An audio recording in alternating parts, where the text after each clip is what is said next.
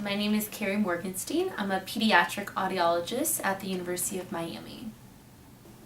So noise-induced hearing loss is any hearing loss that occurs because of extensive exposure to noise. The thing about noise-induced hearing loss is it typically occurs when you're around noise at a certain level and for a certain amount of time. It's also important to realize with noise-induced hearing loss that it doesn't just take one encounter. It usually is something that happens over time. So even though you go to a concert and you leave that concert and you think everything's great with your hearing, if you go to multiple concerts as a young adult or as an adult, you can see lasting effects all the way into adulthood.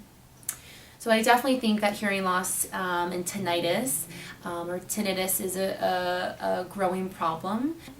As part of some research studies that I was a part of, we actually found that college-age students that came into our study that reported as having normal hearing, actually 25% of them had abnormal hearing. And so these are college kids walking around campus who think that they have completely normal hearing. Well, 25% of them actually don't have normal hearing.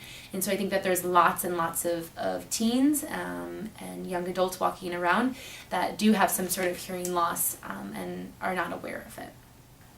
Noise-induced hearing loss, if it's something that has happened, and it's occurred, there's very little nowadays that we can do to be able to correct the problem. The best thing that you can do, and something I always tell children and parents, is you're better to be proactive than reactive with noise-induced hearing loss. So you're better off to be proactive, meaning that if you're going to go into an environment that's loud, if you're ever in a place where you can't hear the person sitting next to you or you have to raise your voice, that means that it's too loud, and you should be wearing hearing protection.